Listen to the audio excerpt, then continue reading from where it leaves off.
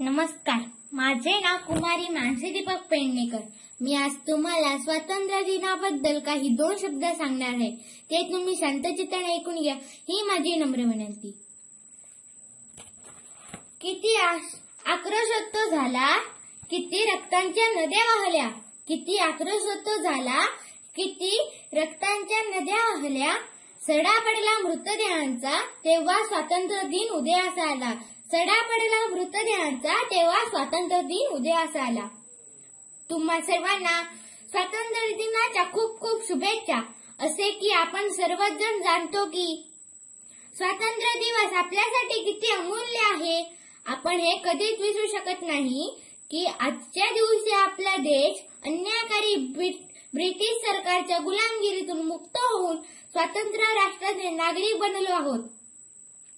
आजचा दिवस सर्व भारतीयांसाठी फार महत्त्वाचा आहे। हा दिवस भारताच्या इतिहासात सुवर्णाक्षराने कोरला गेला आहे। 14 ऑगस्ट 1947 रोजी पंडित नेहरू यांनी सर्व भारतीयांना संदेश देणारे भाषण केले। ते म्हणाले, सर्व जग झोपेत आहे, आज मध्यरात्रीनंतर भारताच्या स्वातंत्र्याची पहाट होणार आहे, असे ते म्हणाले।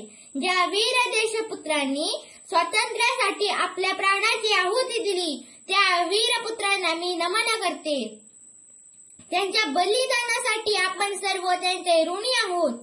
त्यांच्या कार्याची आठवण व्हावी यासाठी आपण दरवर्षी स्वातंत्र्य दिन साजरा करतो। म्हणूनच कुसुमाग्रज असे म्हणतात की उत्सव तीन रंगांचा आभाळी आज सजला, उत्सव तीन रंगांचा आभाळी आज सजला। नतमस्तक मी त्या सर्वांसाठी ज्यांनी भारत देश घडविला, नतमस्तक मी त्या सर्वांसाठी ज्यांनी भारत देश घडविला। भारत स्वतंत्र झाला, पण काय आपले विचार स्वतंत्र आहेत? जरा विचार करा। खरी उत्तरं आपल्याकडेच आहेत। का होतात रोज आपल्याकडे अशी वेडीवाकडी घटना? काय म्हणत असेल भारत माता? हे जरा ऐका ना। आपण म्हणतो भारत माझा देश आहे, सारे भारतीय माझे बांधव आहेत, माझ्या देशावर माझे प्रेम आहे। जसं आपण बोलतो तसं वागलेही पाहिजे। याप्रमाणे या दिवशी ध्वजारोहणाचा कार्यक्रम होतो, ध्वजवंदन होते। संपूर्ण देशात जागोजागी तिरंगा राष्ट्रध्वज फडकवला जातो। असा हा कार्यक्रम साजरा होतो। पुन्हा एकदा माझ्याकडून सर्वांना स्वातंत्र्य दिनाच्या खूप खूप मनपूर्वक शुभेच्छा। आशा करते की आपला देश प्रत्येक क्षेत्रात आपला विकास साधून जगात आपला एक आदर्श स्थापित करेल। ज्यांनी ज्यांनी देशाच्या रक्षणासाठी प्राणाची आहुती दिली